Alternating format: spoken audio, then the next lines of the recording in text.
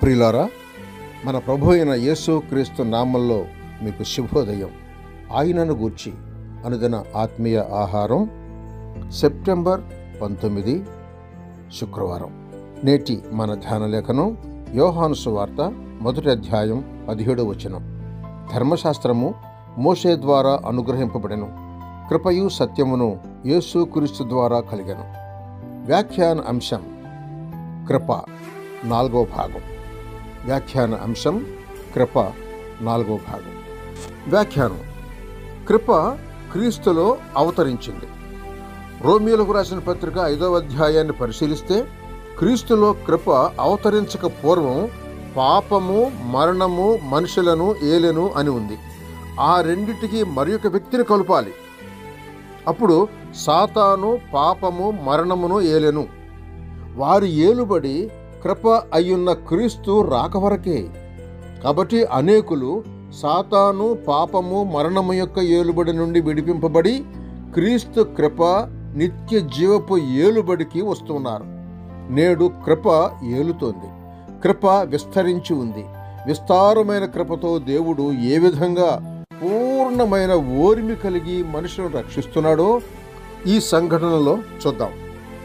ఒక కుటుంబం ఉంది. ఆ కుటుంబంలో పెద్ద కుమారుడు ఆనంద్ అనే వారి ఇంట వాళ్ళందరూ కూడుకున్నారు. ఆనంద్ నాస్తికుడు. విందు నిమిత్తం బల్ల మీద అనేక పదార్థాలు వడ్డించబడి ఉన్నాయి. తినడానికి ముందు తండ్రి అన్నాడు అక్కడ చేరిన వారితో, మనం దేవునికి కృతజ్ఞతాస్తుతులు చెల్లించి భుజిద్దాము అని లేచి ప్రార్థించాడు. దానికి ఆనంద్ కోపోద్రిక్తుడై తండ్రితో, నా ఇంట నీవు ఆ విధంగా ప్రార్థించే హక్కు నీకు లేదు. దేవునికి వందనములు ఎందుకు చెల్లించావు? ఇది నా కష్టార్జితం. దేవుడు లేడు, గీవుడు లేడు.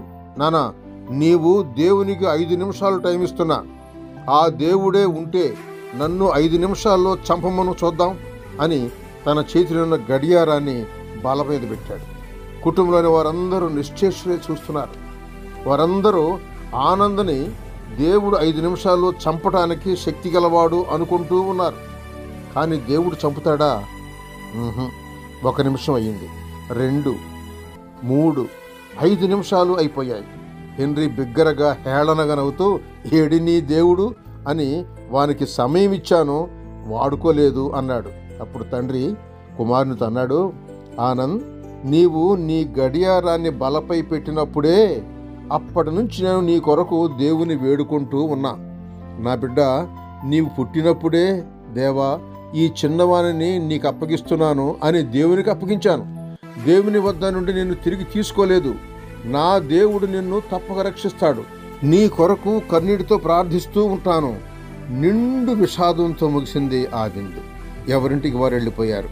కొద్ది రోజుల్లోనే తండ్రి చనిపోయాడు.